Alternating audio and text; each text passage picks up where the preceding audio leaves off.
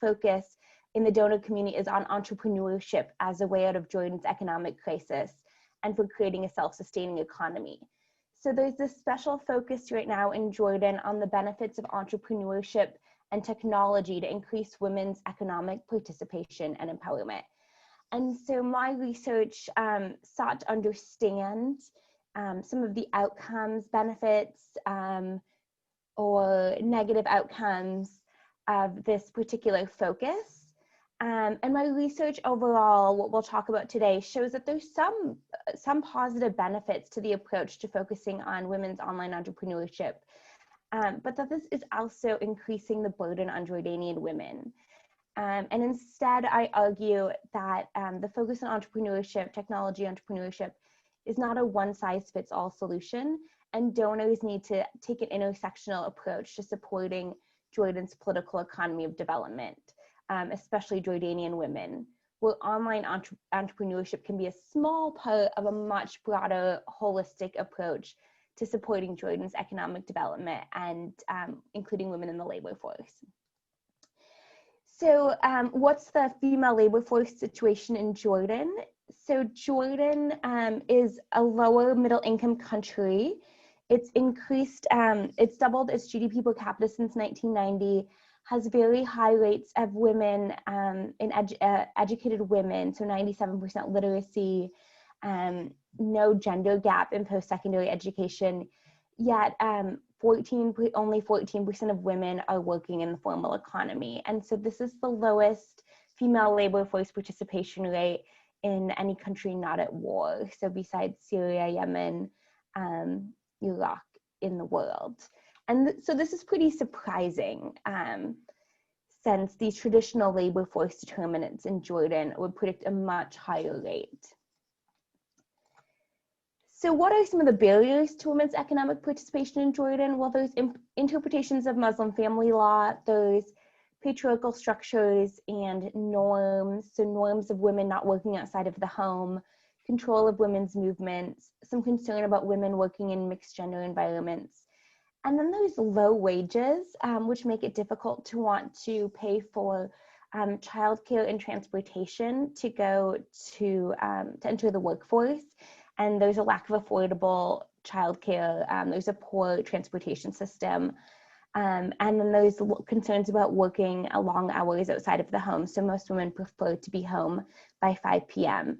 So because of this, there was an idea that providing opportunities for women to work from home would make sense. This would be a way for women to engage in the economy while addressing some of those constraints to labor force participation, such as childcare, transportation, et cetera, working in mixed gender environments.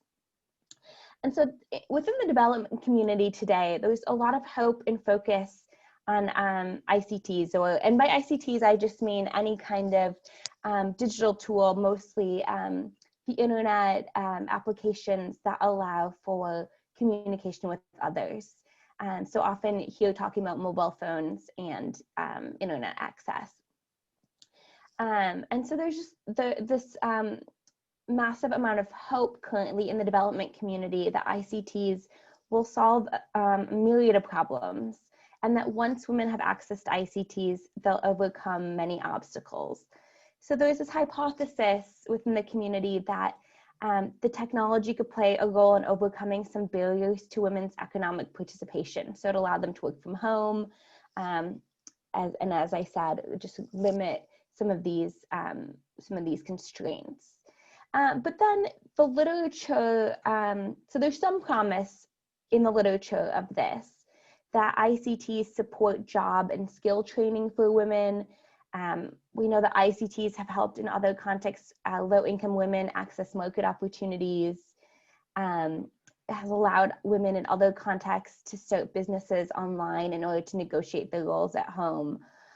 But the literature also tells us that technology is still part of the social structures individuals have to navigate, and technology doesn't operate outside of these structures.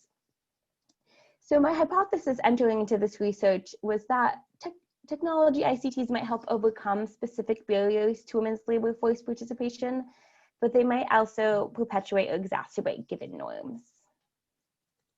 So what am I talking about when I say ICT-enabled economic participation? So I'm kind of talking about 3 buckets of activities that were taking place in Jordan or continue to take place in Jordan. One is this online entrepreneurship, generally home-based businesses, where women are using technology and the internet, such as WhatsApp, Instagram, Facebook, as a way to sell goods and services. There's an estimated 12,000 home-based businesses in Jordan like this. 580 are formally registered, and most of these are in dairy or food production, sewing, crochet, embroidery, different kinds of goods that women can create at home and then sell through these different platforms. Then there's the second category, and these kind of increase by level of formality, which is different kinds of sharing economy platforms or the gig economy. And so these are things that are sort of like the Uber of for home maintenance, spa services, food, tutoring, babysitting. This is very prevalent in Jordan. And then the last category is other jobs from home that we think of as more professionalized jobs with a salary, with benefits. And these utilize technology to work from home, such as doing home-based call centers, translation, consulting. So my research was based, as I said earlier on, about 11 months of field work in Jordan. I did online ethnography before going into the field to understand what was happening in these online spaces around selling goods and services, identifying startups that focus on creating gig economy opportunities for women. Then field work in Jordan for 11 months, where I was based at a local think tank. I did 56 in-person interviews with women across the country who use technology to work from home, women who use technology for gig economy work, international development organizations, NGOs, women's business associations. And then I did 10 focus groups with women across the country, totaling about 100 women. So one of the things that stood out to me so much from my research is that the international development community was focused on entrepreneurship even more than I expected them to be when I entered into Jordan. And so one of the biggest vehicles currently for Western-driven funding in Jordan is called the Jordan Compact. And this is an agreement that brought together a number of international development actors and combined development funding through grants and loans, resulting in a 1.7 billion in grants and loans and trade agreements with the EU. And one very specific part of this was a $300 million loan from the World Bank on economic opportunities. And within this, there were disbursement-linked indicators, or things that have to be done in Jordan in order to receive the funding, that focused on establishing household businesses and creating a legal infrastructure around those household businesses. As I said earlier, there's about 12,000 of these businesses, all using technology in some way to sell their products, but only 580 are registered, and so that was part of this initiative. And there's just a massive focus on technology and entrepreneurship for women in Jordan and within the development community. So a lot of funding of livelihood programs focus on entrepreneurship, and that causes the different organizations, the women's business associations, different NGOs to sort of follow this money. So we're talking funding from USAID, from the World Bank, from European embassies, all sort of promoting this focus on technology and entrepreneurship. So what are the outcomes of this? And we can talk a lot more during the discussion section as well, since we have a short time for presentation. But broadly speaking, my research revealed that online entrepreneurship in and of itself is not a comprehensive solution to women's poor economic conditions in Jordan. So despite this techno-optimism or hope in technology to solve development problems, technology alone cannot solve this. Access to technology for individual home-based businesses did not overcome structural differences like class issues related to market power and connections. As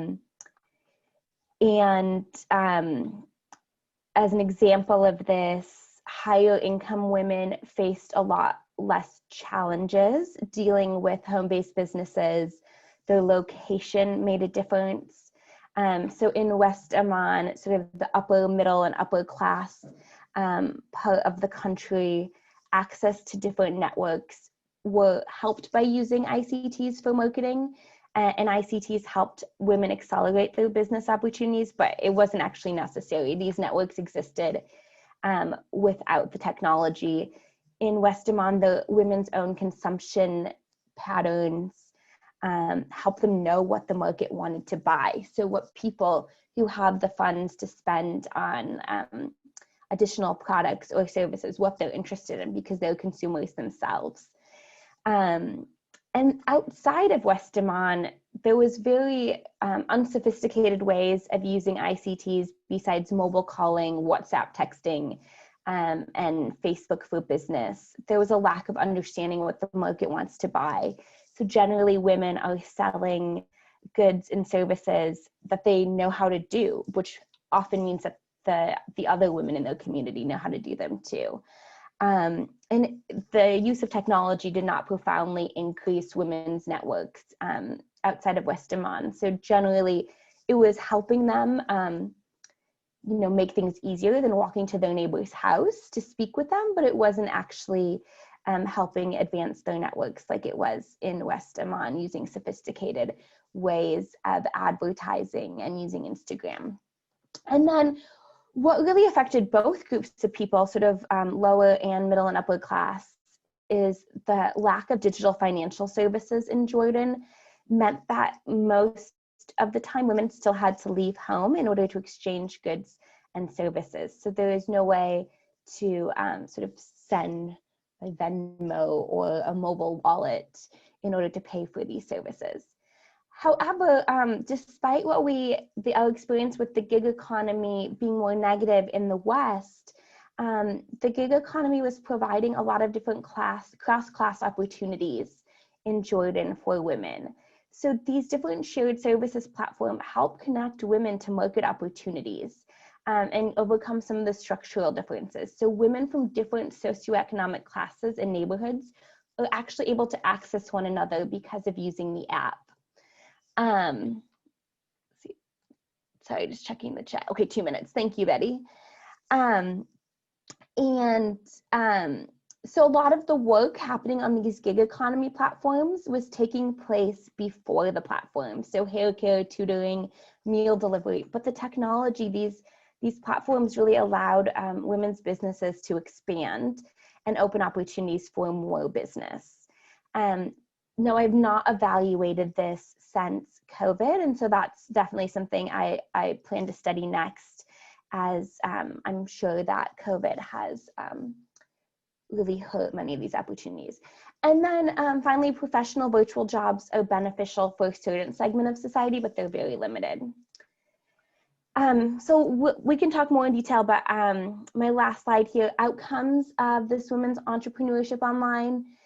There's numerous intangible benefits. So it really helped women in their involvement at the individual level, increase self-esteem, self-confidence. It helped their family, so any extra income that came in, it wasn't really extra, it was really necessary. So as you generally spent on their children, women often had control over this income they brought in. They're more likely to hire other women, and started normalizing women working, but really difficult to assess any direct quantifiable economic benefits in terms of economic development as a whole. I can talk about some of these benefits later. Just a few areas of concern that could use some further research and attention. This work really expanded. So this did not, while we had some intangible benefits of economic participation, it was not sort of changing anything politically in terms of empowerment, didn't change any economic rules of the game. Women really experience time poverty engaging in this work, so women are expected to continue all previous responsibilities, while also bringing in this income. Often the work was taking place in traditional areas of women's work, so handicrafts, cooking, salon, childcare. Unclear yet if that's a good thing or a bad thing. Like maybe these projects helped women take opportunities where they could, or perhaps they didn't push women to expand socially acceptable and what could be considered socially acceptable in the future. Lack of social protections from this work. And then there's some concern that doing women's work, doing these entrepreneurship projects from home could further confine women to the home. Research in Pakistan has shown that's been an issue with these entrepreneurship projects. My research found early stages that that's not actually true here, that women started leaving the home more often, actually increased reasons to go outside of the home in order to sell these goods and services, to go to trainings, to go buy inputs to their products. So some positive there. And then happy to discuss when we get to that part. Thank you so much. Thank you very much. As you were speaking, it occurred to me that I have just hired a young woman who is creating a consulting firm in Jordan to create to construct websites. So I think she probably fits into what you're talking about. That's awesome. That's so great. Right. So thank you very much. Going on to our next talk, Josie Chaet. When I think of Josie, I think of her sitting at this one table at ACOR every single day writing her dissertation. She's a doctoral candidate in the Department of Anthropology at the University of Illinois at Chicago. Her dissertation research is interested in exploring the socio-political registers of the work undertaken by women's organizations in Jordan, and centers on the gendered sociality of authoritarianism, the question how women's personal interpersonal relationships shape the contours of their organization strategies for political mobilization. Our talk today is from state feminism to development feminism, civil society, transnational funding, and women's organizations in Jordan.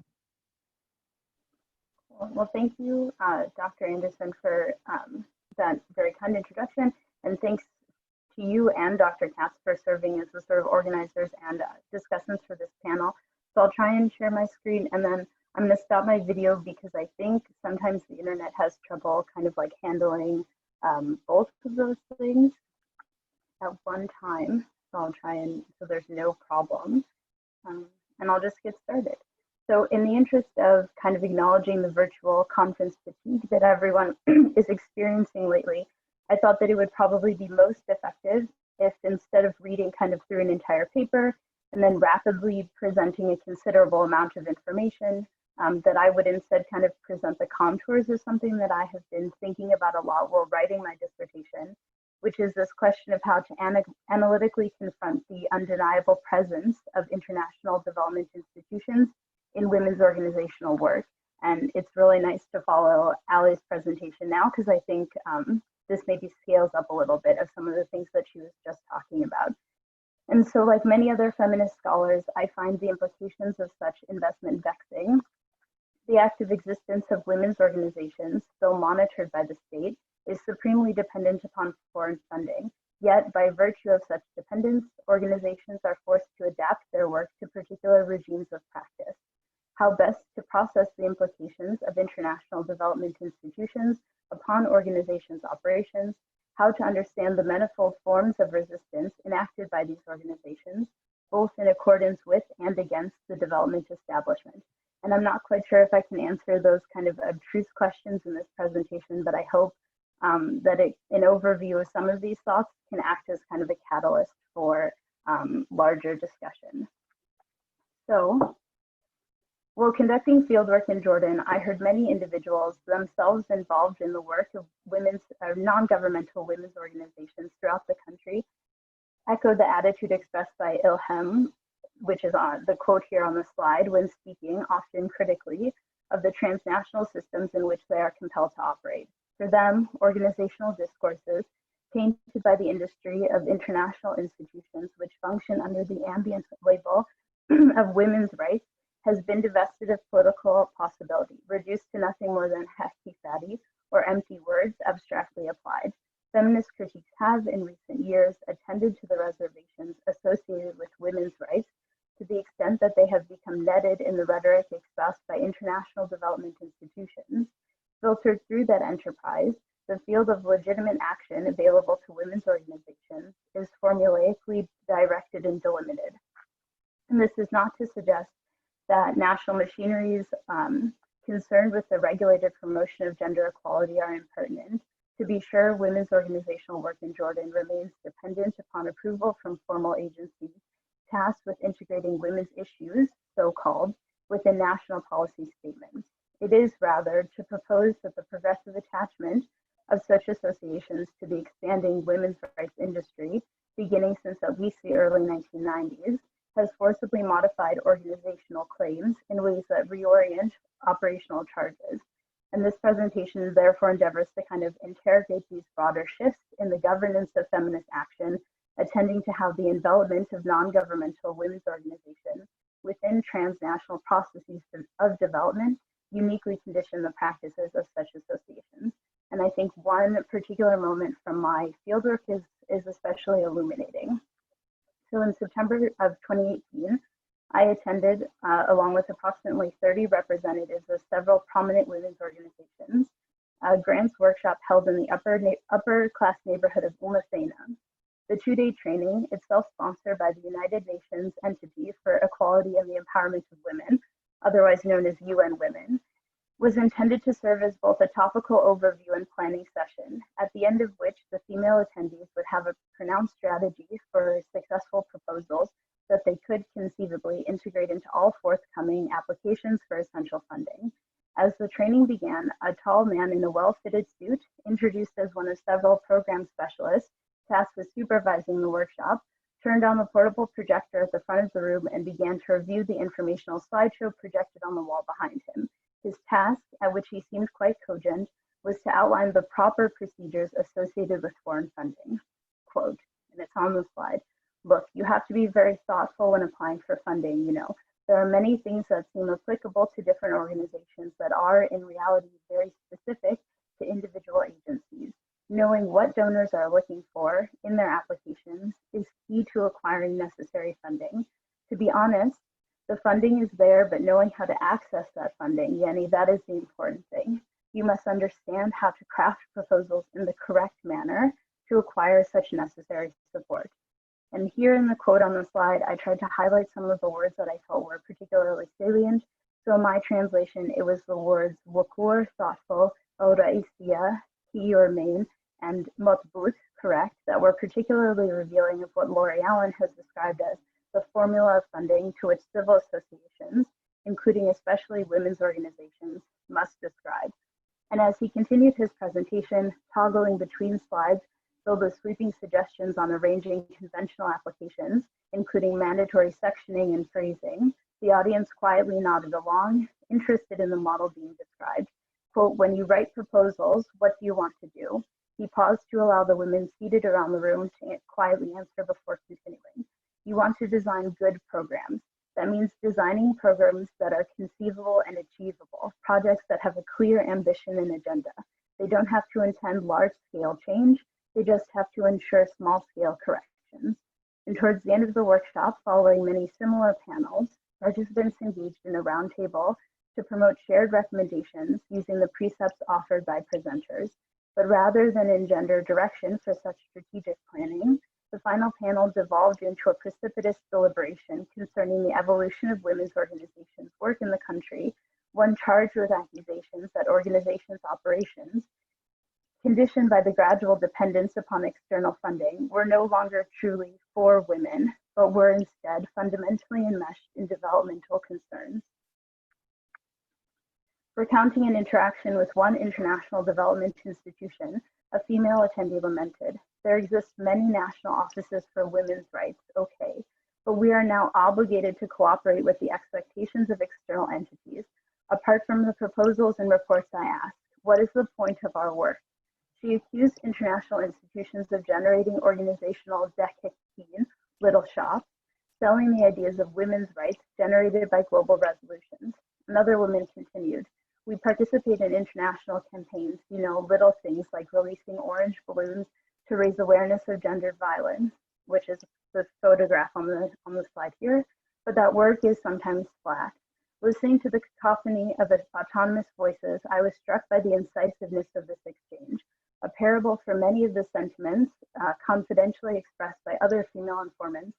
I felt that a door had been opened through which I could briefly observe some of the operational tensions which marked women's organizational work before the workshop regained its structured composure and that proverbial door once again shut. And it is precisely this shift in organizational accountability and its implications for organizational activity, an undeniable backdrop to my dissertation that I tried to bring forward in this presentation. So my dissertation is based on 16 months of ethnographic fieldwork conducted in Jordan with 3 non-governmental organizations between 2017 and 2019.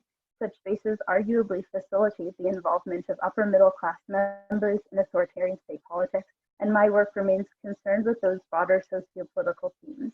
In spending countless hours with women in various organizational offices, however, I became increasingly attuned to the ways in which the registers of their work were mediated by the structures of development governed by international institutions. And indeed, non-governmental women's organizations, like other civil associations in the country, have since the mid-20th century been capriciously subsumed under the constitutional control of the government-sanctioned machineries concerned with the promotion of women's rights. Yet, while not autonomous from the state, the work of these organizations has become progressively reliant upon international development institutions, what Isla Jad and others have referred to as the non-governmentalization of women's organizations. And as such, organizational operations have become dislocated, reconstituted as discrete projects rather than progressive demonstrations. So at stake in criticisms of the structures of transnational development upon which women's organizations have become dependent is the questions of organizational governance and its implications for patterns of feminist action. These questions manifest within a complexly politicized context, one in which the legitimating interests of the state itself, as Ali pointed out, not unlike those pursued by non-governmental organizations, are conditioned by the international community. And on this basis, one might suggest that state feminism is not, on the whole, far removed from the prescriptions of development feminism to the extent that the sanctioning of women's organizations has always been part of the state's strategy for global recognition. While such a line of discussion has merit, however, this is not the way in which development feminism is being conceptualized in this kind of working presentation. Rather, by exploring the conceptual possibilities of development feminism, it investigates how the envelopment of non-governmental women's organizations in emergent systems of transnational governance precipitates new forms of organizational operation. And as an ethnographic project based on thick description, rather than on generalizable data, it is intended to provoke an understanding of how non-governmental organizations operate within a particular ideological and material structure, in particular places and at particular times. And in doing so, it suggests that by attending to the particularities of organizations' practices in relation to new forms of organizational governance, it is possible to broaden how scholarship on gender, and specifically on women's activism in the Middle East, is theorized. And so I think rather than kind of present a lot of ethnographic data and go into the sort of like nitty-gritty of all of that, and in anticipation that we'll sort of have more time for discussion at the end, I think that it's probably best to just end here and think about the ways in which maybe this presentation or like these themes relates to other papers that have and will be presented. But before muting myself, I just think it would be remiss if I didn't take a moment to at least acknowledge the help from, or the support from Fulbright and specifically of ACOR, who is the sponsor of this panel. So cool. Well, thank you so much. Oh, thank you very much. Moving on to our next speaker, Julia Gettle is a PhD candidate in history at Brown University. Her scholarship focuses on bottom-up histories of political and social movements in the Middle East and North Africa, with a current emphasis on Arab nationalists and New Left mobilization in the mid-20th century Levant. Her presentation today draws from 2 chapters of her dissertation, which traces the rise and fall of popular pan-Arabism through a series of social and institutional biographies of activist networks connected to the Arab nationalist movement. Thank you very much for that kind introduction. I would also like to acknowledge the support of ACOR, its sister organization, PARC, and their parent organization, CAORC, for enabling me to conduct over a year of dissertation research in Jordan, Palestine, and Lebanon. I'm not going to transition to any PowerPoint here. Although I work with a lot of ethnographic methods, I'm still a Luddite historian. So trying to transfer to different applications, I think, would be a little bit difficult. So I will transition between reading and summarizing different parts of the paper and sort of reflecting more broadly on the context of pan-Arabist political organizing in Palestinian camps in the mid-20th century. So my research was conducted between August of 2018 and September of 2019 primarily. And while I delved into AUB's archive, as well as a number of other small institutions scattered throughout the West Bank, Jordan, and Lebanon, I draw largely on a lot of oral histories with former activists in the Arab nationalist movement and contemporary organizations such as the Ba'ath and the Communists, which were active during the 50s and 60s in Palestine, Jordan, and Lebanon. Before getting into the paper itself, I'd like to give a little bit of an overview about the Arab nationalist movement. This was a pan-Arabist organization that emerged out of AUB in 1951, primarily from recent graduates and senior students, largely in the Department of Medicine, including George Habash and Wadi Haddad, Hani al-Hindi, and contemporaries. It was the parent organization of notable Palestinian splinters like the Popular Front for the Liberation of Palestine and the Democratic Front for the Liberation of Palestine, in addition to a number of other splinters in the Gulf, notably as Abdurazak Takriti's excellent book covers, and elsewhere. But my work focuses on the Levant and essentially as Professor Anderson's introduction got into, the rise and fall of pan-Arabism from the ground up, rather than from the top-down approaches that tend to govern scholarship on this political movement, focusing on Gamal Abdel Nasser and his ilk. So most of my oral history work, as I noted, wound up focusing on Lebanese and Jordanian, but largely, especially Palestinian activists with the movement, who were mostly from the Nakba generation. They had themselves been displaced in 1948. And the two social biographies that this paper draws on, those of Salah, who was primarily based in the Hilwe camp in outside of Sidon in Lebanon, and Abdullah Abu Farhan, known by his nom de guerre Abu Kifah. I will refer to him by this name for the rest of this discussion. They exemplify a lot of the typical trends of Palestinian activists with the Arab nationalist movement in the 1950s and 1960s. Being, again, from the Nakba generation, it was a formative moment for them as activists. And the Arab nationalist movement, drawing largely but not exclusively from Palestinians, appealed within the Palestinian camps of the Levant, in large part because they offered a somewhat more or less Palestinian-centered, Nakba-centered vision of pan-Arabism. It was not Arab nationalism for the sole sake of unity, but unity as, in part, a means to liberate Palestine, drawing from the writings of erstwhile acting AUB President Constantin Zurek and other contemporaries. For the rest of the paper, I would like to focus on a number of institutions that were critical to the grassroots development of the Arab nationalist movements networks in the camps. But before I do that, I would like to briefly highlight some of the political and infrastructural conditions that Salah and Abu Kifah were working in their activism, respectively, I will discuss here, 1950s for Salah and the 1960s near Jericho, based primarily in the Aqaba Jabal refugee camp in the case of Abu Kifah.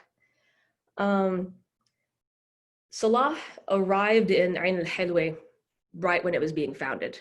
It was very dire conditions materially, primarily based in actual tents to begin with before the infrastructure developed more thoroughly.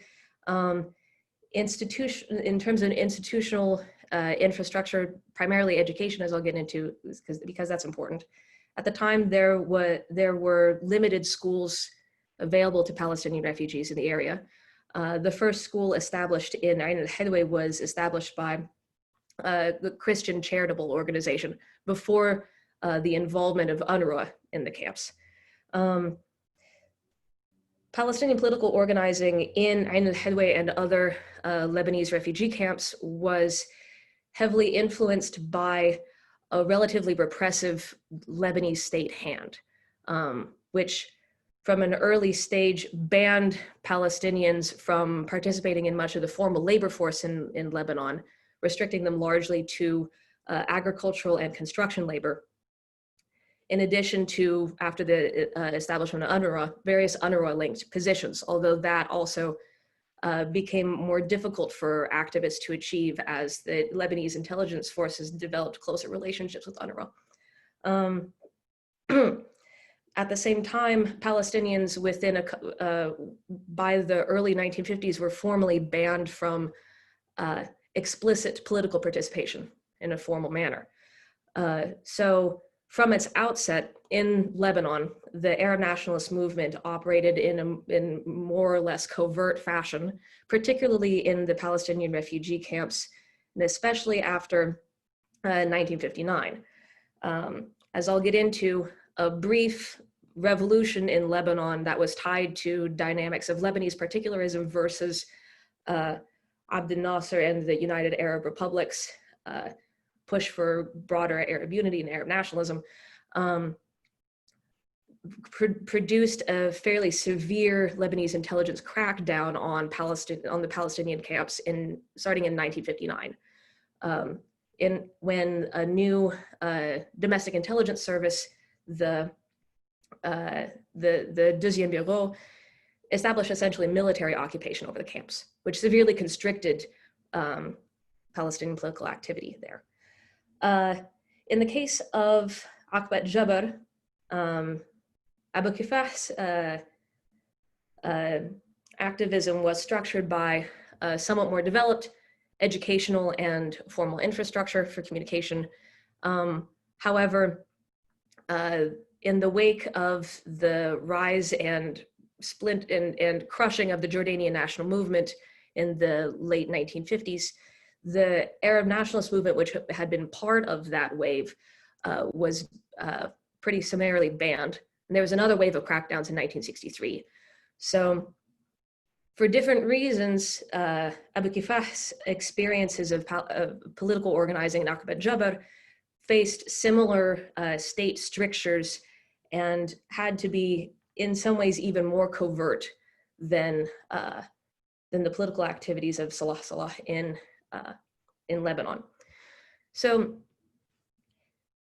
partly as a result of these constrictions from state authorities in both countries, from a fairly early period in the Arab nationalist movement's institutional history, the movement turned to organizing through either semi-official institutions, muassasat alaniya, or covertly tied institutions, and also crucially operated or had at least a significant presence in a lot of educational institutions in the area. As I noted before, the movement began as, under the name the Arab Nationalist Youth from circles connected mostly to the American University of Beirut, but recognizing that a rather bourgeois network of university graduates would have limited organizing capacity, the movement started to take advantage of institutions that were already on the ground from its early stage. So as Professor Anderson's work on the Jordanian national movement in particular illustrates, primary and secondary schools that were being developed during the Mandate period in particular in Jordan and Palestine, also similarly in a similar period in the French Mandate Lebanon, played a significant role in broadening the social bases of the Arab nationalist movement. As university graduates connected to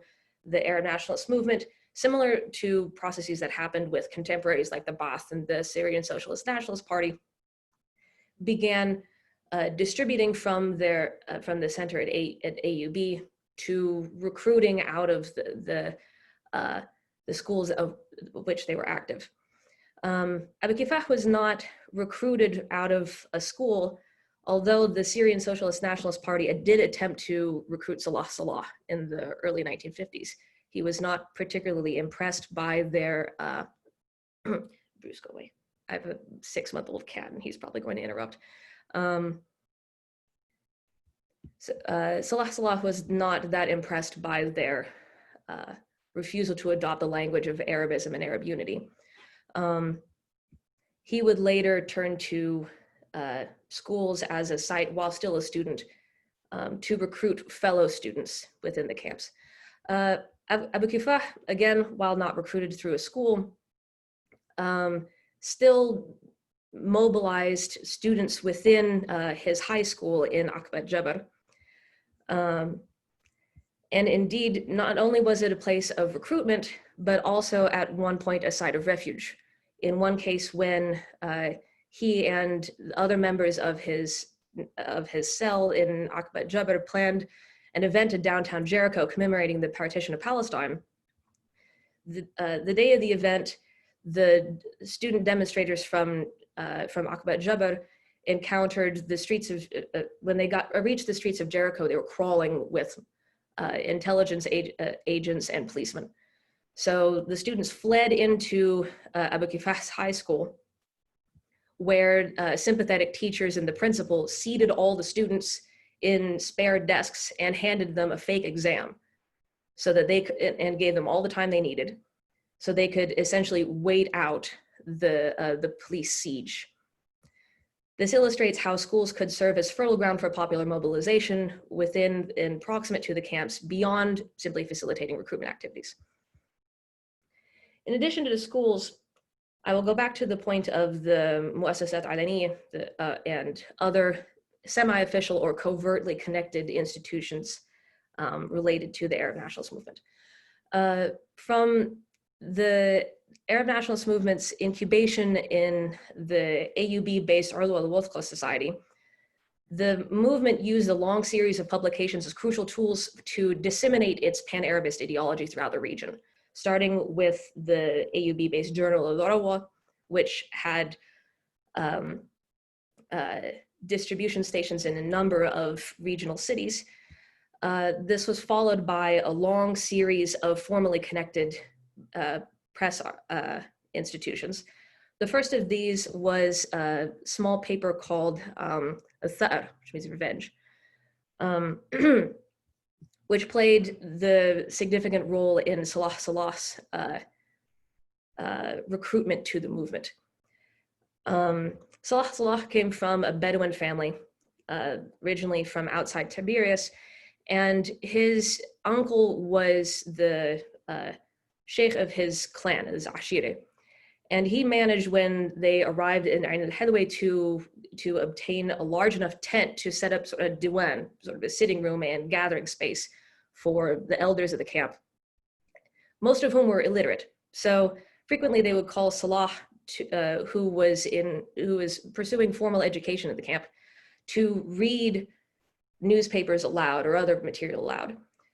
The most prominent of which was Athar, which was the first A&M covert publication in Lebanon as a newly independent movement. So impressed was Salah with the content of this, which espoused the message of the importance of Arab unity, with a focus on the difficult conditions that refugees in the camps were experiencing, that he pursued the young activist who was distributing copies of this to different neighborhoods within the camp and asked him to take him to the organization that was publishing this. This is how Salah sort of recruited himself into the first branch of the Arab Nationalist movement that was active in southern Lebanon. He was the only Palestinian there. So predictably, these kinds of presses played a significant role in disseminating the ideology to what were labeled as friends of the movement, sort of a loose collection of incidental allies and ideological fellow travelers. I will start to wrap up here. But also they, along with peer institutions like clubs, student unions, and workers' unions, as well as Boy Scouts, were able to broaden the institutional impact of the Arab Nationalist movement beyond its relatively small formal membership into the wider society, spreading the ideology itself and establishing enough on-the-ground legitimacy through social projects and mobilizing for regionally important demonstrations, as well as locally important demonstrations over camp conditions, etc., that allowed the Pan-Arabist mobilizing project to develop on-the-ground legitimacy. Thank you for your attention. All right, thank you very much. That was wonderful. So going to our last paper, Jennifer Olmsted grew up in Beirut, which shaped her interests and career choices. She's published in the Journal of Middle East Women's Studies, Feminist Economics, History of the Family, Industrial Relations, Journal of Development Studies, Women's Studies International Forum, and World Development. She has also consulted with a number of United Nations entities, including ESQA, UNDP, and UN Women, and she recently completed a report focusing on gender and livelihoods in the context of the Syrian response. Her talk today is Mainstreaming Gender in the Syrian Response.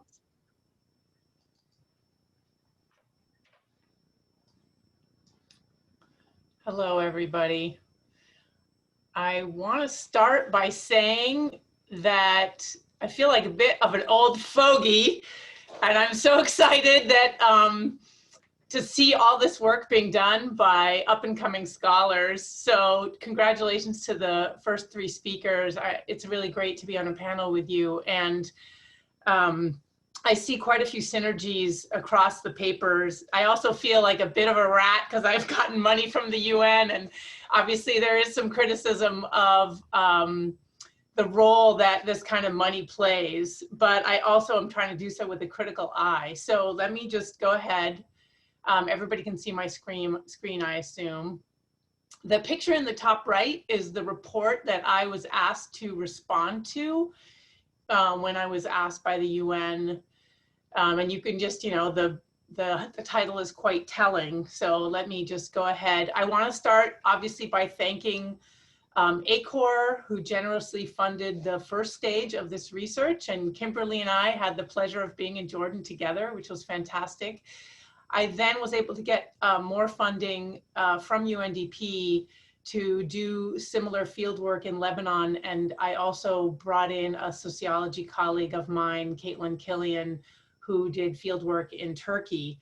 So my study goes a little bit beyond Jordan. I'm happy, I mean, the way I put the presentation together is really a focus on the transnational aspects of this, but I'm happy to talk more about the Jordan context in the Q&A if that would be of interest. So obviously people are probably somewhat familiar with the Syria crisis, which is now 10 years ongoing. In the first stage of the crisis, the response of the international community was very much a humanitarian response. And so that meant getting food, shelter, healthcare, basic services to refugees. But in the second phase, which really was marked by a 2016 conference in London, the focus shifted to quote unquote livelihoods. And in 2017, the report that I showed you the cover of came out, and it basically talked about the need to start creating, basically integrate Syrians into these economies. So it's a huge shift in terms of the narrative, right? Because up until that point, the idea was that Syrians were likely to go back fairly soon. And then there was an idea that, wow, maybe these people are not going to be going back. And the international community pledged that there would be 1.1 million jobs. And there's always been a lot of sensitivity in this response to the fact that particularly Lebanon and Jordan already had high rates of unemployment. So the pledge was not just to the refugee community, it was to the broader communities, so that Jordanians and Lebanese would be included in this. The Job Make a Difference report had very little gender content, and the UN admitted that, so then they asked me to look into how can we think more about livelihoods in a gender context. The methods, as I mentioned, I was in Jordan in the fall of 2018, and then in the spring of 2019, I was able to go to Lebanon, and my colleague went to Turkey. We interviewed a range of NGO employees, as well as people at UN entities and a few academics.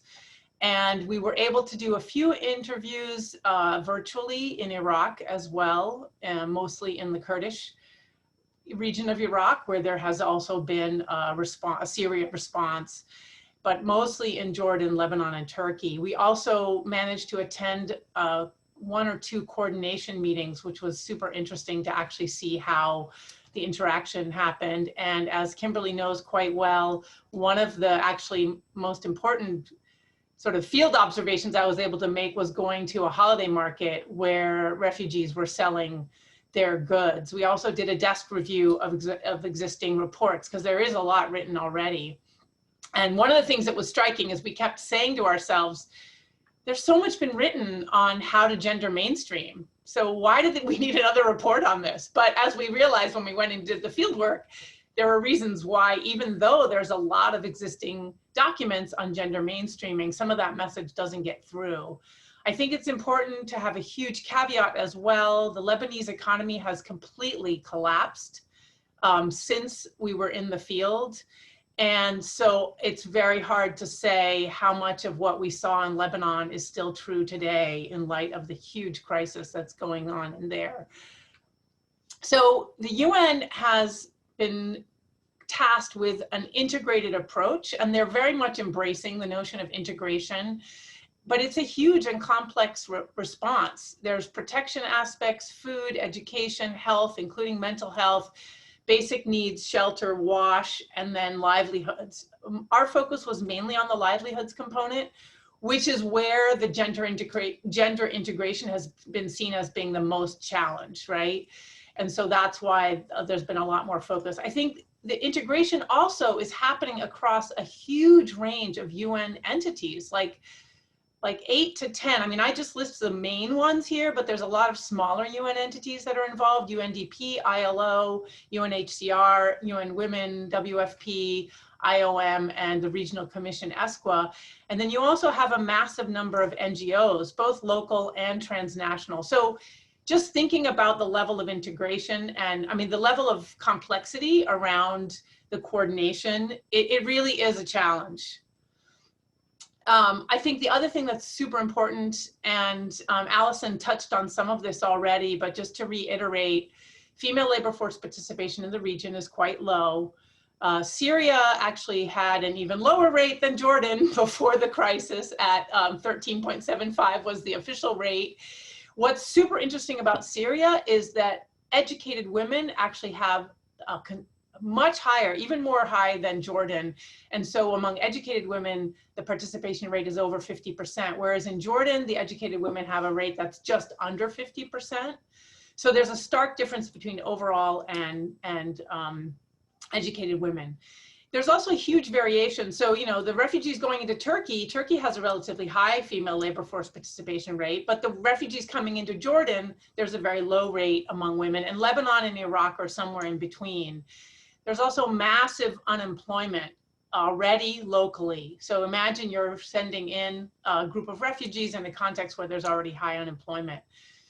And there's sort of a question about whether female entrepreneurship rates are low or high. Overall, the rate is low if you look at female entrepreneurs as a percentage of all entrepreneurs, but given their labor force participation rates, which are quite low, one can argue that among women who work, entrepreneurship is actually not that low. So that's kind of an interesting thing to keep in mind. And I think the other thing it's very hard to get a sense of what's really happening on the ground, but we cobbled together maybe 15 different reports from the different country contexts. And there is evidence that among Syrian women, labor force participation is up considerably among the refugees. But the numbers really range. Like you can get one report that says that only 2% of Syrian women are working, and then another report that says 40 to 50%. So there's a lot of uncertainty, but it does seem like there's some evidence that Syrian women have increased their labor force participation, but in a context with high unemployment. So I think one of the other questions to ask is a doubling of the rate, which is what you see in some contexts or some studies, a success or a failure? Like to be able to go from a labor force participation of 15% to 30% in the space of 4 to 5 years is actually quite phenomenal, but it's still seen as being too low by the international community.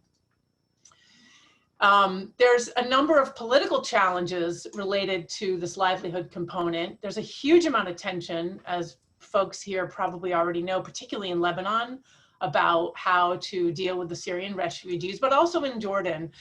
And in Turkey, a little bit less so, but some of that tension is also emerging in Turkey.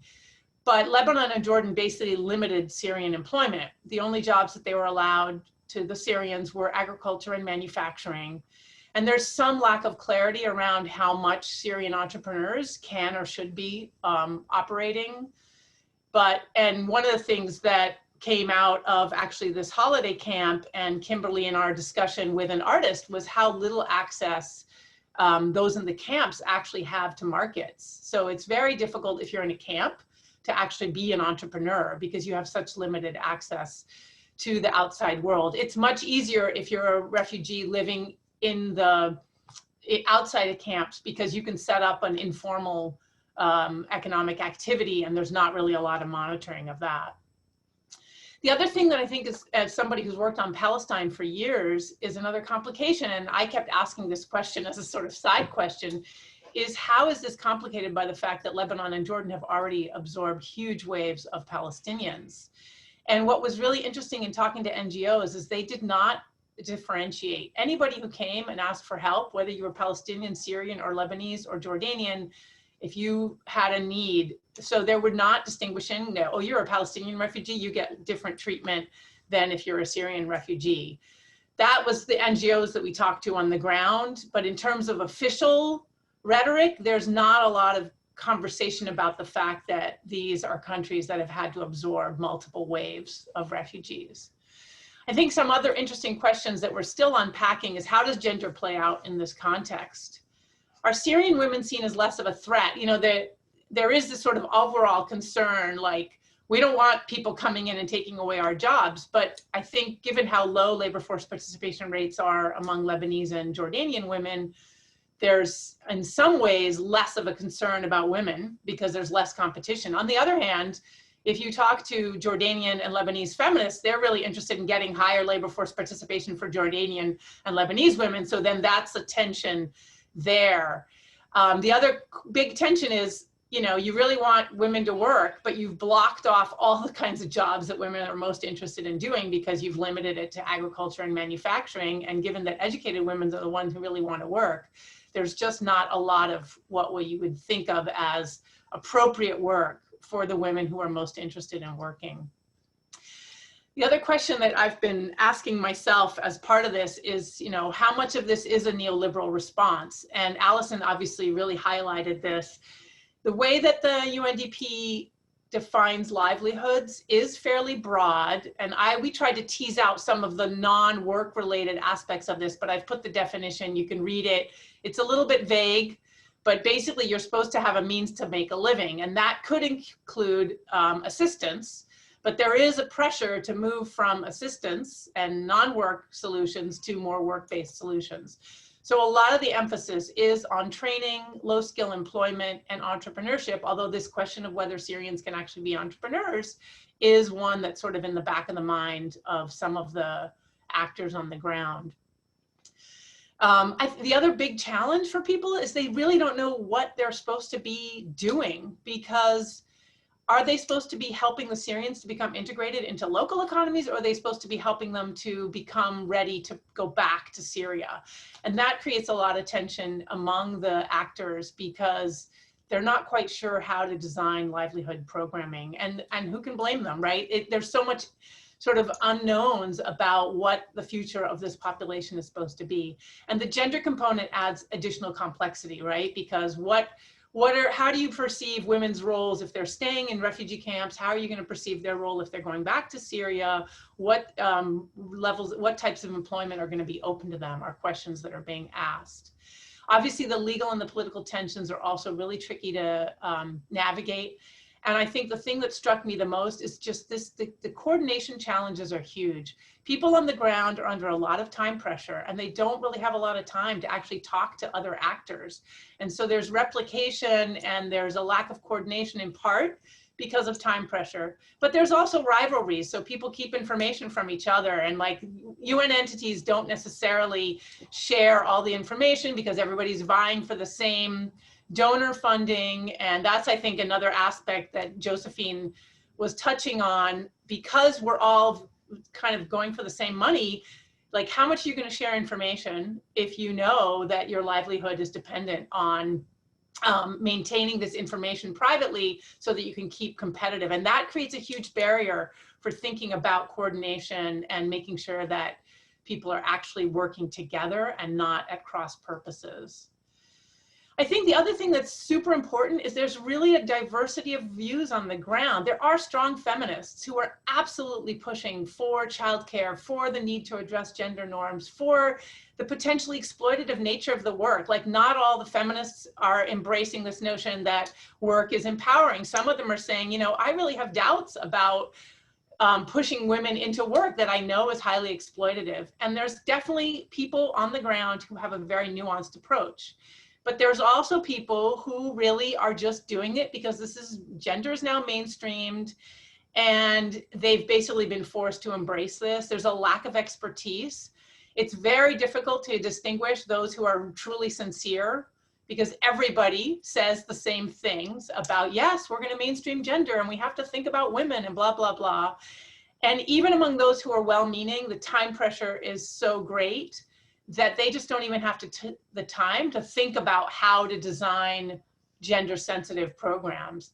And again, there's a lot of reinventing the wheel. Like, even though there's good documents out there, people are scrambling, they're trying to move quickly, and so they end up making the same mistakes, and also maybe pushing for ideas that have already been maybe found to not work. And it's really a mixed bag, because you can see the sincerity of what people are doing, but you can also see the roadblocks. And I think it's just too complex to come up with a single conclusion.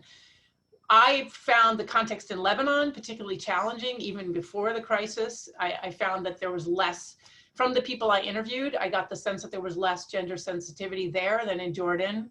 And certainly my colleague in Turkey felt like that there was a lot of strong feminist voices coming out of the Turkish context.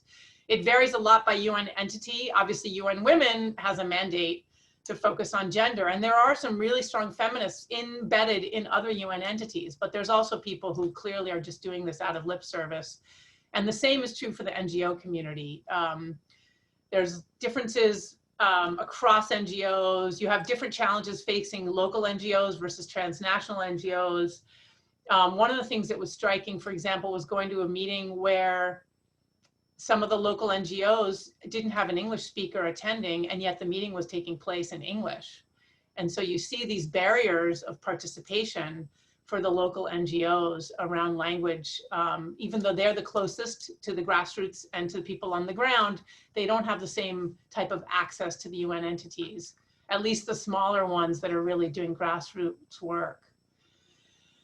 Donors are key, and donors have different objectives, and they've got different ways that they think about gender, and they also are in rivalries as well, and so that's also an interesting component of this. So that's the end of my comments. I don't know how I did for time. The UNDP report should be public soon, so if people are interested, once I have a link, I'll be happy to share it. I tried not to talk too much about the findings from that report because it's not public. So I really tried to focus on things that would be more interested for this group. But I'm happy to share the report when it's ready. All right, so thank you very much. Interesting that the class I just came from, the class I'm about to go to, are addressing issues of refugee camps in cities, and students found a lot of these kinds of UN reports and entrepreneurship. So a lot of the themes that come up right now, I'm actually talking about an hour ago, and then as I go to my next class. So I'm now going to turn it over to Kimberly as the discussant. Thank you. So I'm going to pose a few questions to each. I don't want to re-summarize anything that they've already said. I think we're an intimate enough group that we can really move towards the discussion fairly quickly. But I wanted to just direct a couple of things to each of the presenters. Allison, so Allison gave me her chapter to read, and I read it last week. And one of the things that I was thinking, which you sort of teased out a little bit more today, is that this wasn't really focused only at low-income women, but what it seemed to me is that it could serve as a kind of first or second rung on the ladder towards upward mobility for women, because one of the things that you mentioned in the paper, which I don't think you mentioned, or maybe you did today, is that a lot of what women are putting their money to, however small it may be, is towards the education of their children. So is this, could we see success perhaps in the future of what this means, because they're able to empower themselves, yes, now. And the other thing that came across a lot in your chapter is the idea of confidence building. So is that something we can really look to the next generation as well? Women are putting whatever money they make, combined with the fact that they're more confident in their home relationships and whatnot. Is that, like, what are we going to see from the daughters of the next generation was one of the things that I was thinking of a lot here. I also was wondering, and you clarified, I wondered if this was solely an American donor project. You mentioned that it is the World Bank and UN. Are there differences in the approaches, right? Do Americans as a donor group, the USAID, does that make a difference in the approaches to dealing with women? I think that would be interesting to hear about. And the other thing for Allison just was, is your work solely focused on Jordanian women? There's all these women in refugee camps, whether Palestinian or Syrian, some of which we heard from Jennifer just now about that. Do they fall under different funding and development frameworks so that there's no ICT-enabled work to think of in those categories? So that's what I would say to you. Betty, do you want me to go give the questions for all of them and let them respond, or one by one? Sorry. Yeah, why don't you do that, and then okay. We can we can open it up. Open it up, and then everybody can answer everybody's questions. Okay. Okay. Great. So for Josie, first I want to say that 1968 photo is fantastic. I love it. Where did you find that? That's great. But as you were talking, and I think your paper has some really interesting ties to the work that Jennifer is doing, how can research like yours, and I read just a brief bit of what you sent to me a few days ago, it seemed kind of depressing, right? So how is it that your research can enable, more like from the donor perspective, the developed countries perspective on policymaking and budgeting, right? When they're planning to give all this money to set up these projects for women's rights and whatnot. I mean, you do make this, you know, the right distinction, of course, between women's rights and the women's rights industry. And I think what you're mainly studying is the women's rights industry and how that money gets dispersed.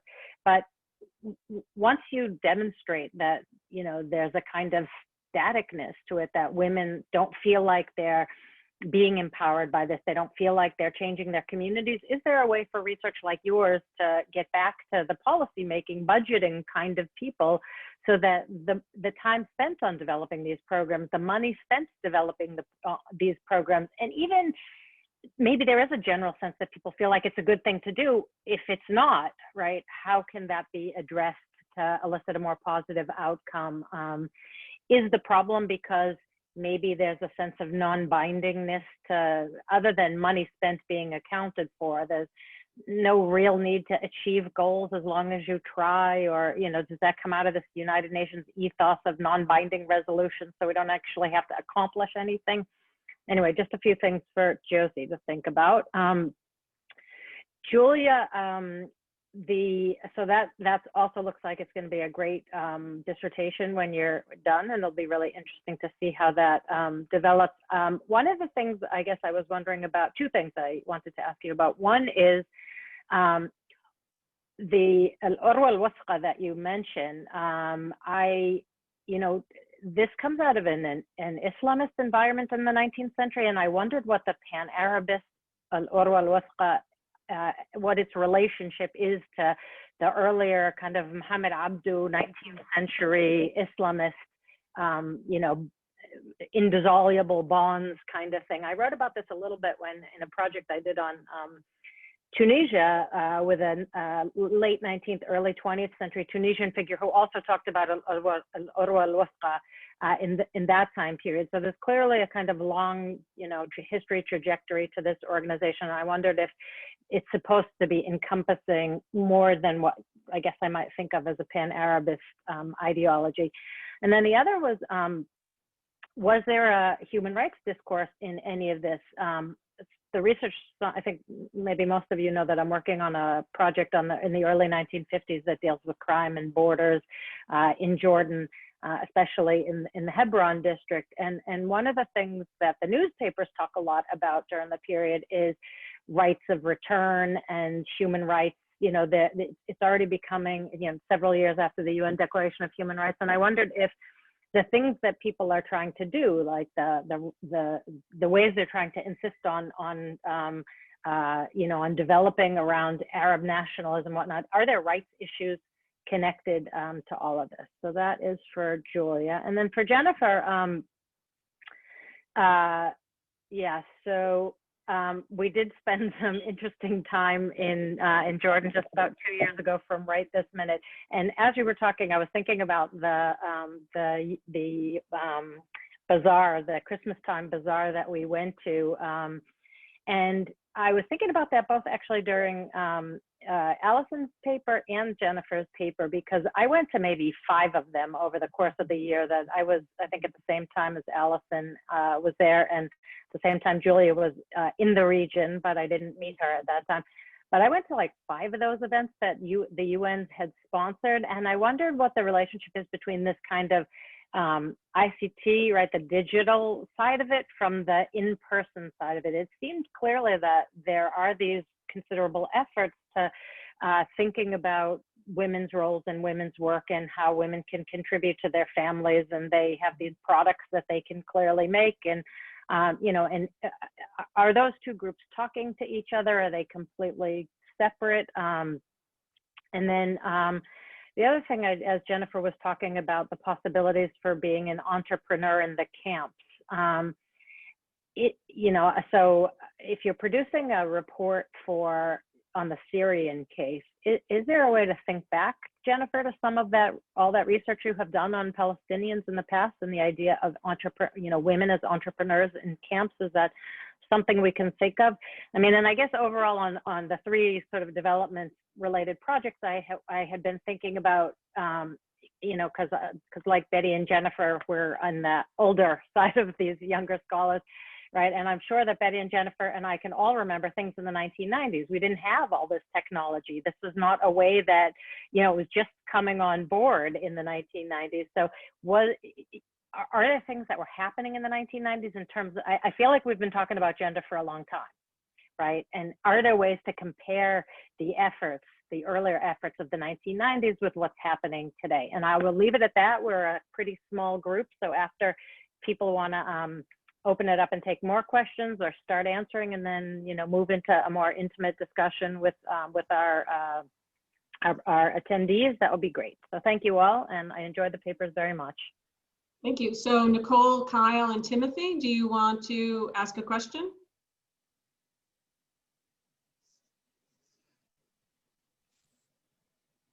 Sure, yeah, I'll ask a question.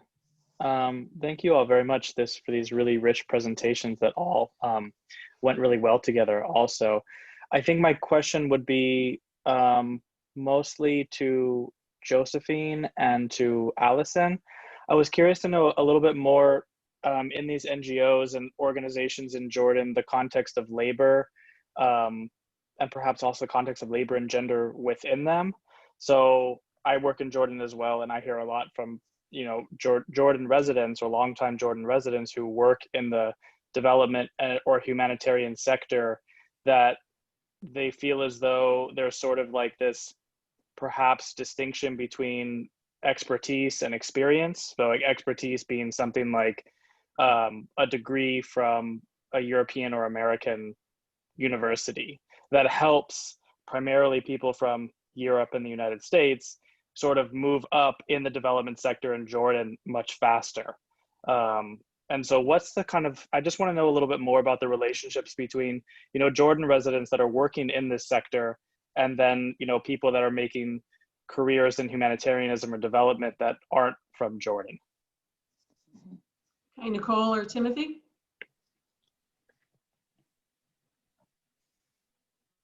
No question? Okay, so Allison, you can start.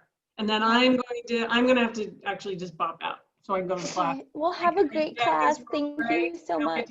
Answers, but wonderful. Thank you, and good luck with your dissertations. Thank you. Thank you so much. So Kimberly, thanks so much for reading. I think besides my committee, you might be the only one who's read that chapter so far. So I really appreciate it, and really, I think I'll kind of start in order, and then in the discussion, I know more things will come up.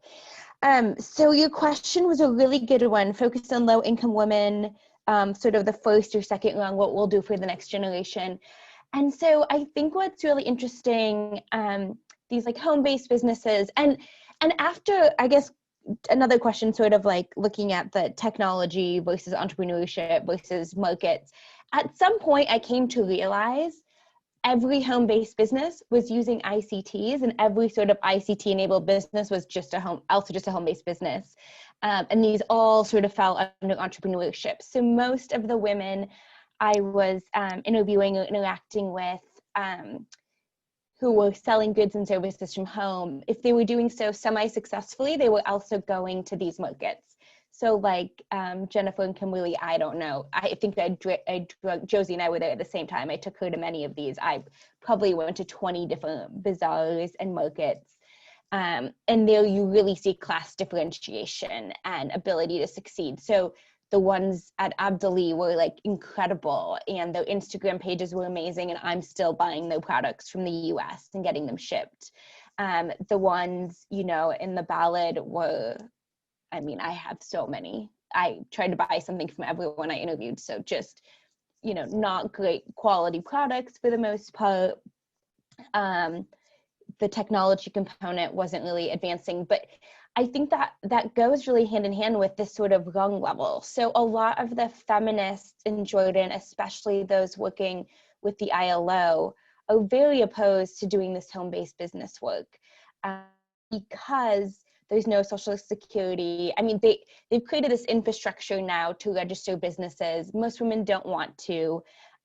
When you register them from home, sometimes you go to register them and the woman would find out they owe back taxes on their home. And you can't then register the business to the home at home until you've solved these back taxes. Or even though they never usually would make enough to have to pay taxes. You have to make $12,000 in these home-based businesses, $12,000 to pay taxes. Big concern, a lot of misunderstanding around that. Very concerned you'd have to pay taxes. Concern about closing the business if you want to. That's, you know, bureaucracy is impossible. So the ILO and other feminists are pretty opposed to focusing on these women's businesses, women's home-based businesses, concerned that it will confine women to the home.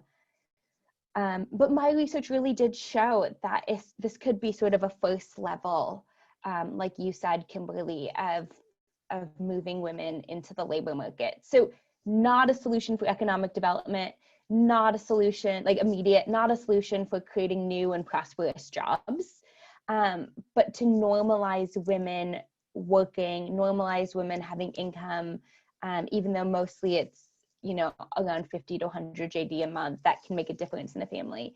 And then doing these things, right? Going to the bazaars, like you said, like you noticed from the paper, Kimberly, spending mostly all the money is going on their children. So Towjihi classes or English classes. And so there are some really positive benefits. Not the sole program by which I would work on economic development for women, but can be part of a comprehensive solution. Different approaches for different donors. Yes, all the donors are involved in this in some sense, but it's all being driven by USAID. So the only reason, and I have a whole chapter sort of on this, the only reason that the World Bank included women's home-based businesses in the Jordan Compact is because USAID forced the issue. The government of Jordan was opposed to this.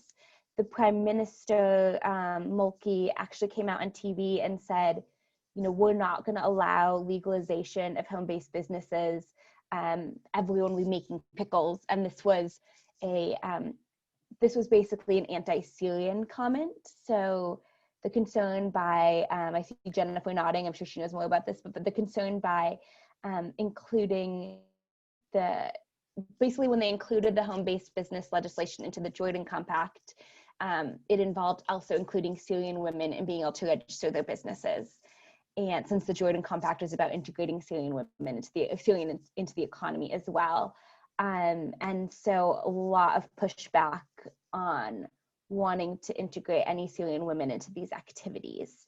USAID basically said, sorry, we're doing this, and worked to put it into the Jordan Compact. So the approach has been pretty similar from all the organizations sort of following USAID's lead. Now the big program around home-based businesses that USAID supported recently closed, and it's going to be a little while till the next big women's economic participation program begins, so we'll see. I'll try to go quickly, solely focus on Jordanian women. Yeah, so my research did not distinguish. I did not go to any Syrian refugee camps. I did not interview any Syrian women. My research was in communities, so there were a lot of Palestinian women as well, but I did not specifically focus on camps or not camps at all. A lot of concern about Syrian women getting involved in home-based businesses as competition for Jordanian women. So the markets were already really slim, already only so many people who want to buy yogurt or crochet. I thought that Syrian women are better at these things. And so a lot of concern about Syrian women getting involved. Oh, and Kyle's question about, expertise and experience. I actually found in my research, there wasn't as big of a difference between Jordanians and foreigners. There was a big difference between elites and lower income individuals. So oftentimes the elites that I interview, those running NGOs or working for the UN as Jordanians, would have the very similar view as the expat workers and approach.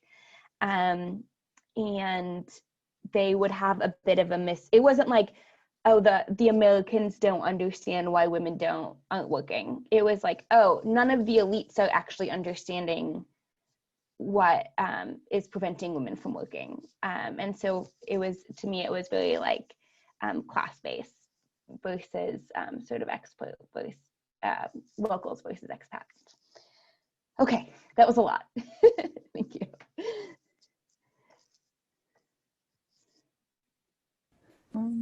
I think I can go then if we're going in order, and maybe go in backwards order, since the kind of last question is the one that maybe Allie and I sort of have the most overlap about, the question about, yeah, expertise versus experience.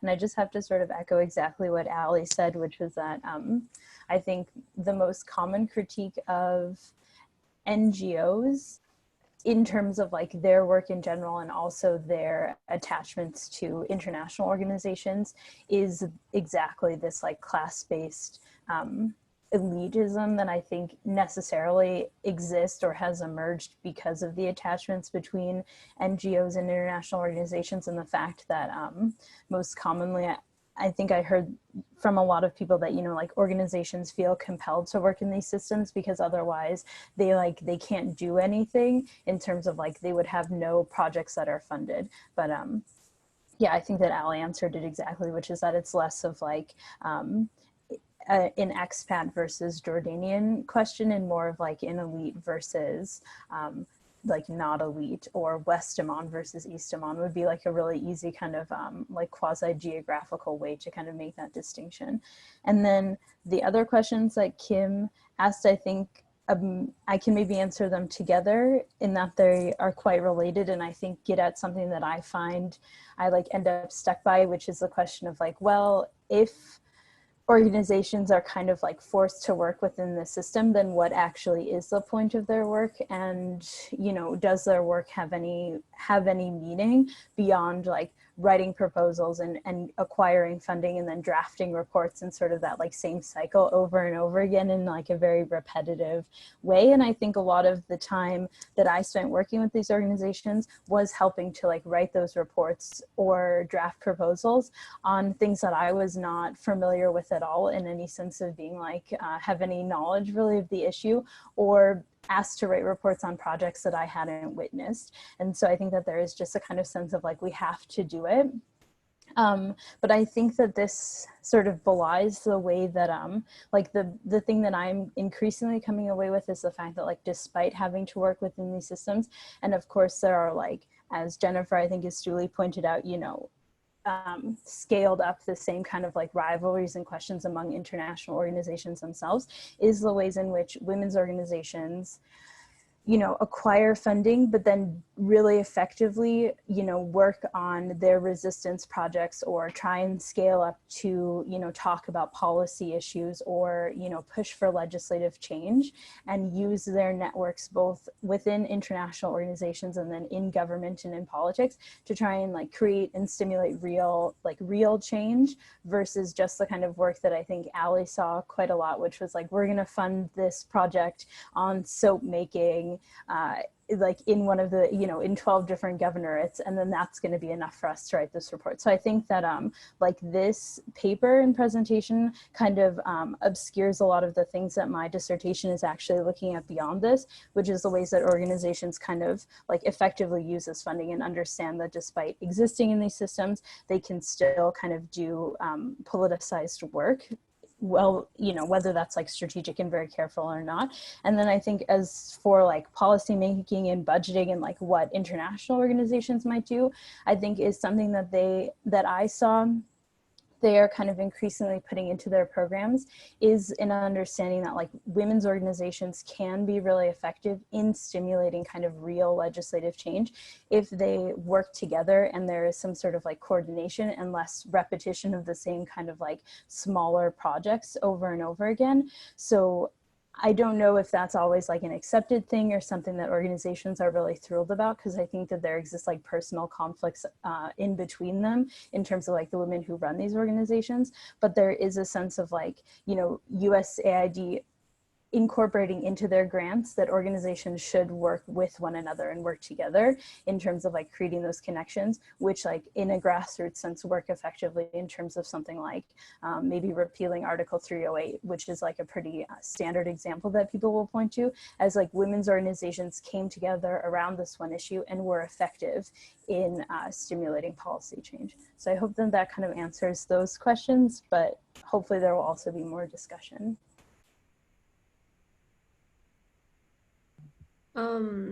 So thank you, Kim, for those very thoughtful questions. So just so happens I go by Kimberly. Everybody's commenting. Really? Sorry. Thanks. Thank you. So incidentally, my first dissertation chapter is going to focus on Oloro society. I was actually fortunate enough to interview 2 former members, which is remarkable because ironically, the most important ideological figure in the history of the society's development, Konstantin Zurek, who actually is the guy that coined the term Nekba, or catastrophe, and was essentially, shall we say, the ideological guru of the early Arab nationalist movement before it started turning left and then splintering into various nation-state bounded particulars groups. Ironically, Zurek himself shut down the society in 1955. Finding people old enough to have been basically in college prior to 1955 was very good fortune. And unfortunately, one of the 2 people I interviewed passed away about a month after my last conversation with him. I accidentally called him on his 90th birthday, and he called me back amidst the cacophony. Dr. Sabhi Roche, really wonderful guy. Anyway, he had been part of the whole Jordanian leadership of the Arab nationalist movement, despite the fact that he didn't get recruited until many years after he was at AUB. So between these guys and encountering through AUB's archives, periodic membership rosters, as well as internal meeting notes and this kind of thing, and a pretty complete run of the journal Olorwa that Olorwa Society printed. I'm crafting sort of a genesis story of the Arab nationalist movement out of this, as you described, Kimberly, more kind of ideologically malleable institution, which was founded, I believe, in 1920. Pretty shortly after World War I. And it started out more as a broad-based Arabist cultural society with Islamist leanings and some flirtations at different points with Charles Malik, which is hilarious since he wound up being like one of the main Lebanese particularists in the 1950s. He was foreign minister of Lebanon when the Eisenhower administration launched Operation Blue Bat in 1958. He had called for the US to intervene, essentially. So the fact that they published him was quite odd. But in any case, it goes from being this very broad discussion forum, shall we say, within AUB to a much more focused sort of new Arab nationalist organization with some Ba'athist flirtations and a little bit of Syrian Socialist Nationalist Party influences, but less so, under Zurek, before he gets into AUB leadership, starting in the mid-late 1930s. And he shuts down the journal for a year, reforms it as it used to be called Al-Orwa, now it's just Al-Orwa, and it's sort of a melting pot for different strains of Arab nationalism that were active in the 30s, 40s, and then early 50s. And out of that, after the Nekba, Konstantin Zurek and his circle, who were called like the Friends of the Little Red Book, they had their own secret society kind of meeting outside of AUB, have another sort of change of approach. Yes, still the importance of Arab unity, but now it's more focused on Palestine. But still, and I got this out of various memoirs from the period, as well as records of meeting materials and conversations with these two former members. There was sort of a turf war with it for dominance of Olorua particularly in the early 1950s. Like the transition between the end of the 40s, like 49, 50, 51, between the communists, the Ba'ath, and what was going to become the Arab nationalists. And George Habash, who wound up later be one of the founding members of the Arab nationalist movement, wound up going on to found the PFLP, was one of the most important figures in Palestinian politics, like until he died in the early 2000s. So he was president of Olorua from 51 to 52, I believe. He wound up being actually more politicized a bit more by Wadi Haddad, who has a reputation as being like the guerrilla ops guy, but actually was a really good writer, and had more of a role in the political and ideological elements than is widely recognized, as well as Hani al-Hindi, who's Syrian. They were both active in the guerrilla ops under another organization, 48, 49. So they established control in part through a series of coincidences. At one point, a guy from the communists got up to in a meeting to give a speech trying to claim leadership, and he made a grammatical flub, and everyone laughed him down. So that kind of put a kibosh on the communists' attempt in like in about 50 or 51 to assert dominance over the group. And partly just through strength of organizing numbers and a couple of people who gave, like Habash, who gave really good speeches. So out of this sort of nebulous 1920s, early 30s institution that includes some Islamist influences, Lebanese particularist influences, bunch of Ba'athist influences, gets pushed in this particular version of Pan-Arabism after the Nakba into the early 50s until there are a bunch of protests in 54, 53, 54 over what would become the Baghdad Pact. Then a bunch of the Arab nationalists got expelled from AUB, and Zoreik himself shut down the club in 1955. So Olorua was really interesting, and its organizational transformations are really fascinating. In the dissertation, I'm also going to get into how the early manned, like A&M cells, experiments with organizing through a press organ and using that to both recruit and disseminate ideology really prepared them for their later press exploits that continued, frankly, until today. Like the biggest Palestinian newspaper in Syria, Al-Hariyah, was an old A&M mouthpiece established in 1960. Additionally, running student elections also helped prepare them for running candidates later, which they did in a couple of places in the 50s. They ran Habash for Jordanian parliament, and in the wake of the 1958 Lebanese revolution, they ran candidates in Tripoli and in Tyre. The Tyre guy nearly won. I have another dissertation chapter about him. So really briefly also on the question of, was there a human rights discourse? That's an interesting question. I think not really, and there's a little bit of an allergy to UN related things at this time. There are a lot of protests within these groups, particularly in the camps in Jordan and in Lebanon, well, rather the Jordanian controlled West Bank and in Lebanon, over like commemorating partition. And that word partition is really linked to the UN's involvement. Abu Kifah talked at length about, well, actually, so again, the incident where he and the student demonstrators flee into his high school and get seated for that fake exam, that was over a commemoration of the partition of Palestine, demonstration about that. There was certainly a language of return. So a lot of a couple of the early A&M camps were named Al-Auda, return, but the UN-ish, NGO-ish language of human rights, no, not so much. There was also an allergy, especially early on, to the language of refugees. So when you read Al-Arwa And when you read early editions of Athar, that next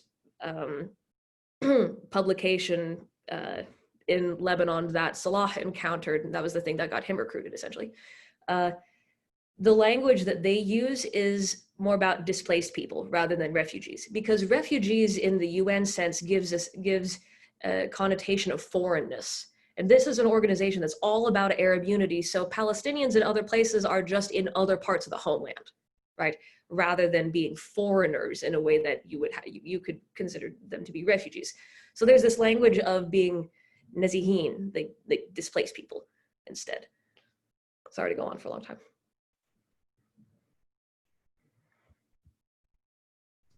Should I go? Okay, actually a couple of the questions, I think I can shed some light on the questions that were asked others. So I'm gonna kind of just go quickly through the whole list.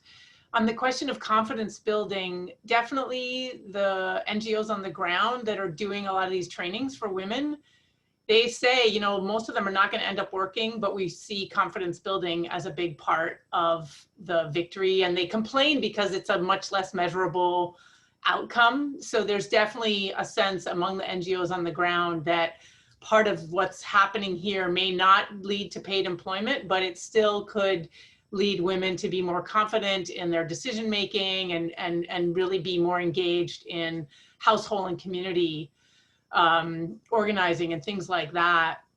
I have to say I have a slightly different view than Allison around the differences in donor approaches, and I think maybe USAID is particularly powerful in the Jordanian context, or maybe it was more the project that you were looking at, but certainly in the Syrian context, you see clear differences in the kinds of requirements that donors have, with obviously the Nordics having very strong emphasis on gender. The Germans actually somewhat surprisingly also kind of being noted now for really pushing for gender. And then others being less viewed as really taking gender seriously. So there's definitely a spectrum within that. I do agree. And the neoliberal pressure too, certainly the US is on the forefront of pushing for this kind of more neoliberal approach. And there, you know, for me, the bigger issue was that the donors just don't even coordinate and that there's so many rivals among them that's more frustrating. And certainly the ITC is something that's being touted also to some degree as a refugee response in terms of training. And that's something where when you talk to NGOs on the ground, they're like, this is not working. There's not jobs in these fields. So there's definitely different views on the degree to which ITCs is a silver bullet that can really solve things. And so I definitely saw some discussion around that among the projects and things like that. And there's the added thing that for Syrians, they're not allowed to go in highly skilled work. So they're really not allowed to go into programming for ITCs. They might be able to use ITCs for their webpage. And I think that's sort of an important distinction. I think, Allison, you're looking very much at people who are using ITC in a very sort of basic way, as opposed to people that might actually be involved in the production of programming, which is sort of a different approach. On the question of the Christmas bazaars, I definitely agree with Allison and Kimberly's observation. The class aspect of this, I think, is more important than the gender aspect. And you really see that the elites are sort of reinforcing their power through some of these Christmas bazaars, and that there's this marginalization. And we do put in the report, one of our things was really there has to be better marketing support. Like if you're going to be pushing people into these, you need to actually provide them with the tools to be able to be effective producers. And we also put in the report the fact that women are being pushed in, you know, women's occupational segregation is leading to women competing against each other. So some of the stuff that Allison also talks about, given gender norms, how do you talk about women being able to compete when it's that they're competing between themselves and they're not really breaking into these male realms? So that's something, and the UN is really trying to give some thought to that. They pushed really hard to get women into the construction industry, and they actually had some success with that. they managed to design some projects where women were able to work in construction. So there's a lot of thinking going around among some people around the questions of how to overcome occupational segregation. And in some ways, I think more thinking around that there than happening in the West, for example, right? I mean, how much do we have conversations about women getting into the construction industry? So that was kind of refreshing to see. Kimberly, your question about the tension between the ITC and the in-person, that's a great question. It was such a sort of a small part of this project that I don't think I could shed enough light on that. But there's definitely compartmentalization. So it's not clear that the people putting on the bazaars, for example, are talking to the people, like how much feedback there is in the loop. I think it's all part of this coordination problem that is not very well done. As to your question about gender and us talking about this for a long time, amen to that, right? I mean, I've been working in this field for 20 years now, and there's a part of me that thinks, oh my God, we're still talking about the same issues. But so where we've made progress is definitely around the issue of childcare. Like, I feel like there's definitely a recognition of women's unpaid work duties. And whereas in the 90s, that was not something that was sort of mainstreamed. So is it 3 steps forward, 2 steps back? Absolutely. But is there a different conversation happening? Absolutely. Like, there's definitely the amount of work that women feminists have done around making sure that the unpaid work is visible, that has paid off. And I think that that's definitely. Now, does that mean everybody's aware of the need for childcare? No, there are still some people that we interviewed who were like, oh, childcare, hadn't thought about that. But there were other people who were really like, yeah, women can't work unless their reproductive duty, childcare duties are taken care of. So I think there has been progress in that. I also had a comment on Kyle's question. So what struck me, and I actually have seen this tension between the local and the international hires, and this is not just in the work I did in Jordan, but just working in the UN. I spent 2 years as the gender advisor, and there's definitely a lot of resentment between the locals who are paid on local salaries and the internationals. And the big leap that all locals want to do is they want to leap to having an international position because the pay and the prestige that goes along with it. So that was definitely a factor that I observed. But there is also the description that Josephine and Allison said, this tension between elites in general and then women who are more in the grassroots. What was striking to me was the disdain for Syrians among the local workers. So Jordanians who just had a high degree of disdain for Syrians. And that was a surprise to me. I mean, thinking a little bit more about it, it's not such a surprise, but when I first encountered it, and these feelings of like, oh, those Syrians, they're just like peasants, right? And so the elite, Jordanian elite in particular, has a view of Syrians that I found disturbing in the way that they're carrying out the programming. That was probably for me the biggest aha moment in terms of those kinds of hierarchies. I have one more comment that I have actually a question for Allison. Because I'm also doing another project that Allison and I had a brief exchange about way back when, and we need to follow up, which is we're doing some interviews with women ITC professionals in the Arab world. None of them see this as home-based work. Like, they all see it as work that actually gets them out into the community. So this sort of myth among the development community that ICT equals home-based work. And I wondered how much your research is kind of trying to unpack that and challenge some of that, because that to me is one of the most fascinating sort of like embedded Orientalist assumptions that we really need to shake up in the context of the Arab region. Women go into ICT because they can't leave their home and this is a way for them to work. Is just not true. Yeah, I see Julia rolling her eyes on that one. So thanks for listening. Yeah, Jennifer, a couple of comments what you said. I mean, we definitely need to chat more since that email exchange too back in the day. But what I think is interesting and what I didn't get into in my dissertation, but sort of in the next phases of when I can finally get to ACOR and can get back over to Jordan as hopefully COVID, there's a vaccine sometime in the next year, but is there's this really interesting element of sort of women in ICT, like truly entrepreneurship, right? So the development community is often using entrepreneurship as a way to talk about sole proprietorship. Like I do freelance consulting right now. I don't think of myself as an entrepreneur, right? But there's actually this really amazing thing where Jordan has one of the highest rates of female technology entrepreneurs in the world. Much higher than what we have of women starting technology startups in the US and in Europe. And so that's something that's not been very studied or focused on. We're often thinking of women using technology in like rudimentary ways from home. And that's not thought of as home-based businesses, right? Like we're all working from home right now because of COVID, but we don't think of it as home-based work. So there's definitely a shift there. Oh, there was something else you said. I was thinking about, oh, just the disdain for Syrians. It was so much greater at every level of society than I expected. So in 2007 to 2009, I had been in the Peace Corps in Jordan in the Ajloun area.